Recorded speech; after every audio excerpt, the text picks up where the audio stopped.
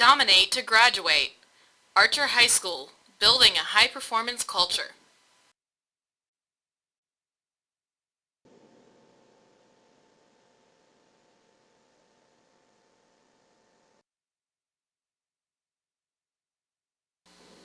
Ecology. What is ecology? It is the study of interactions among organisms and interactions between organisms and their environment. There are many levels of organization that ecologists study. Consumers or heterotrophs obtain energy through eating other organisms. You have herbivores, which only eat plants. Carnivores only eat meat or animals. Omnivores eat both plants and animals. Detrivores feed on dead plant and animal remains. For example, you have crabs, snails, and worms that eat those. And then you have decomposers, which break down organic matter, which are bacteria and fungi.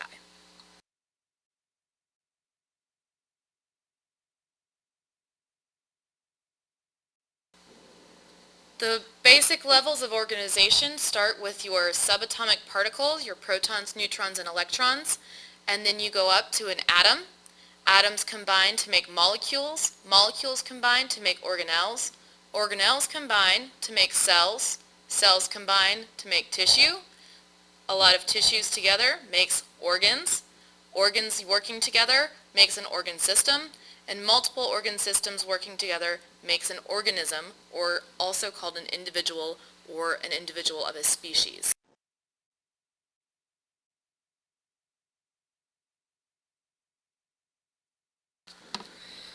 From one organism or an individual of a species, you move to a population. A population is a group of individuals in the same species that occupy a given area, so a herd of elk in the plains of Colorado. Then you have a community. A community is multiple different populations, all of the living things in the same area. This would be your populations of elk, bison, lizards, rabbits, grasses, trees, and all in the plains of Colorado. From a community, you move to an ecosystem. This is all communities in a particular place and all non-living or abiotic surroundings. So all of your populations of elk, bison, lizards, rabbits, trees. Then you also have rocks, water, and air in all abiotic or non-living things in the plains of Colorado. From an ecosystem, you move to a biome. A biome is a group of ecosystems with the same climate and similar communities. So the ecosystems of the plains of Colorado, Wyoming, Utah, and Nebraska. Those have similar animals, plants, and abiotic factors, and have similar climates.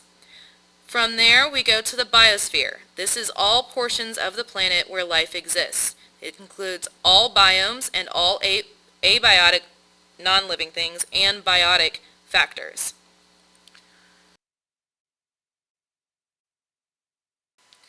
Biomes of the Earth. A major biological community that occurs over a large area of land. It is determined primarily by precipitation, and it is affected by elevation, latitude, soil type, and geographical features. Now we'll take a look at energy flow through an ecosystem. Energy flows in one direction through an ecosystem, from the sun or inorganic compounds to producers, which are organisms that make their own food, through various levels to consumers, which are organisms that rely on other organisms for food.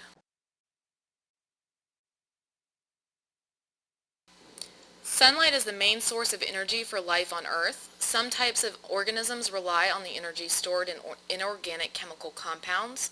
Autotrophs or producers use energy from the environment to fuel assembly of simple compounds into complex organic molecules.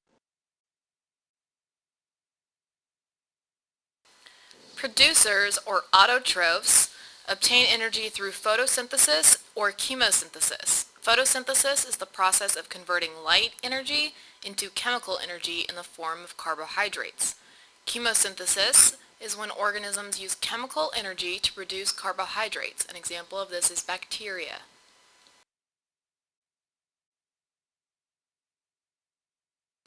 There are primary consumers which eat producers, and secondary consumers which eats the consumers that eat the producers. Means of obtaining nutrition are predation, where ecological interaction in which one organism, a predator, feeds on another living organism, which would be the prey. The predator may or may not kill the prey.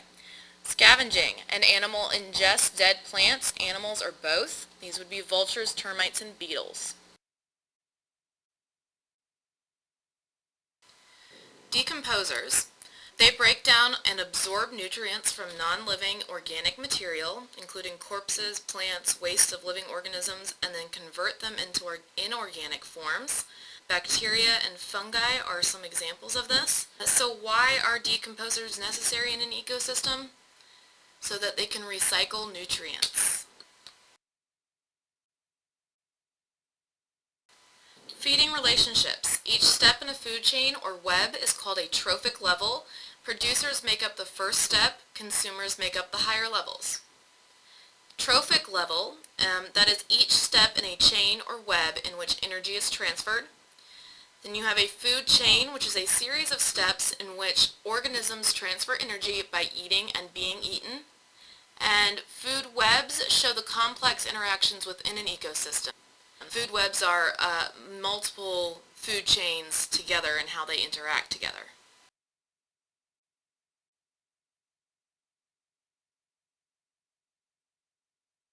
A food chain is a linear pathway of energy transport through an ecosystem. Producers always come first in the food chain. Decomposers always come last in the food chain. They'll break down dead organisms and allows the nutrients to be recycled. On a food chain, the arrows indicate the direction from which the energy flows through the ecosystem. Here we have the sun and water and nutrients making a producer grow, which would be grass. A primary consumer, the grasshopper eats the producer. Secondary consumer, a snake eats the grasshopper. A tertiary consumer, the hawk eats the snake. The hawk dies, and then the decomposers decompose the body and put the nutrients back into the soil.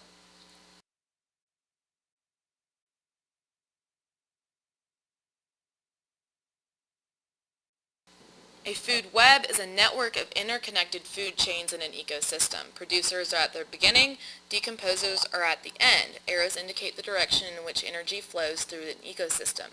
A food web shows multiple different food chains coming together to show how an ecosystem works.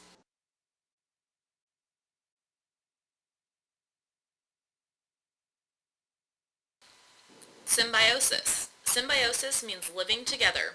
It is ecological interaction in which two or more species live together in a close long-term association.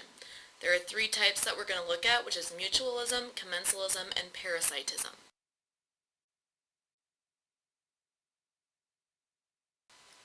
Mutualism. Mutualism means that both partners benefit. Some examples of this are ants and aphids. The aphids supply sugar to the ants, and the ants protect the aphids from insect predators. Another example is butterfly and flowers. The butterflies eat the nectar from the flowers, and then the flowers get pollinated by the butterflies because they're taking the pollen and moving them to different flowers. So they're both benefiting.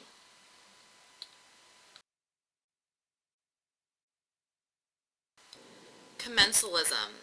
Commensalism is when one species benefits and the other is neither harmed nor helped. So often the other animal doesn't even notice, or the other organism. So some examples are birds and bison. The birds feed on the insects flushed out of the grass by the grazing bison. The bison aren't bothered by the birds on their backs or in the grass near them. Another example is barnacles and whales. The barnacles need to be attached to something in order to live, and the whales don't even notice that they're living on them. So again, the barnacles benefit, but the whale is not harmed or bothered by these barnacles living on them.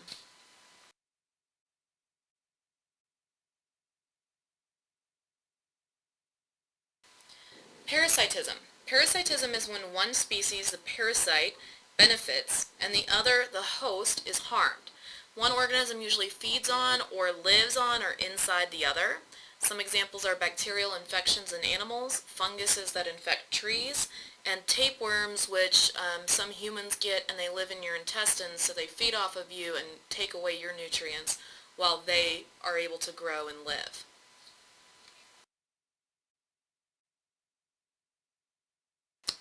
Now we'll look at more on trophic levels and energy flow.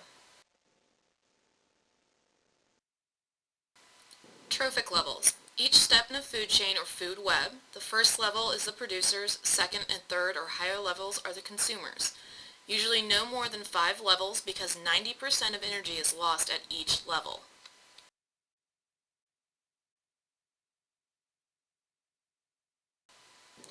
Here is an example of the different trophic levels in this particular food chain.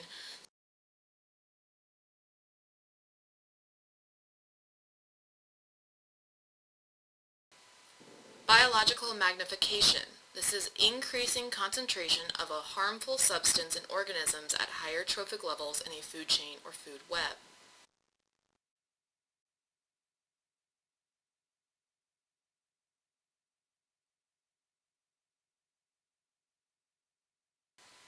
Bioaccumulation. This is the accumulation of a substance such as a toxic chemical in various tissues of a living organism.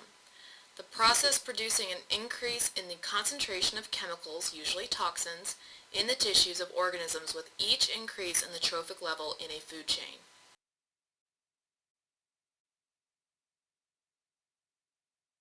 Ecological pyramid.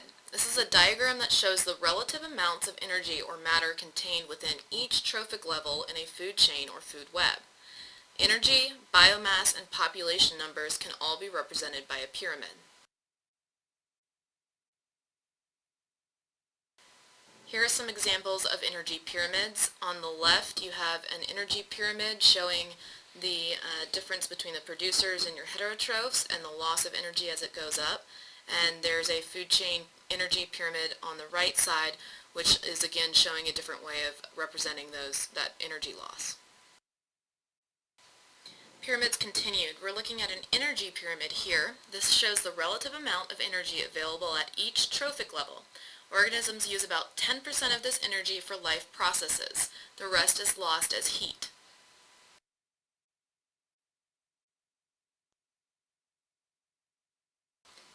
Biomass pyramid. This represents the amount of living organic matter at each trophic level. Typically, the greatest biomass is at the base of the pyramid.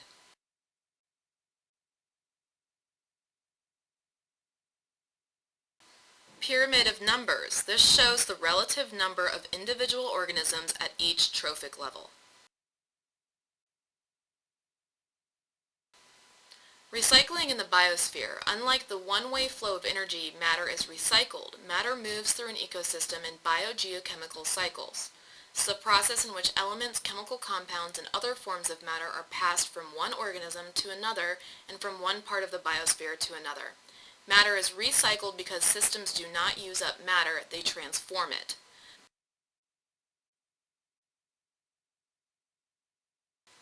Tomorrow we'll be looking at biogeochemical cycles and energy transformations. Please check the testing page for more information and a copy of the PowerPoint. The testing page is underneath calendars. And please sign up for Remind 101 for important updates.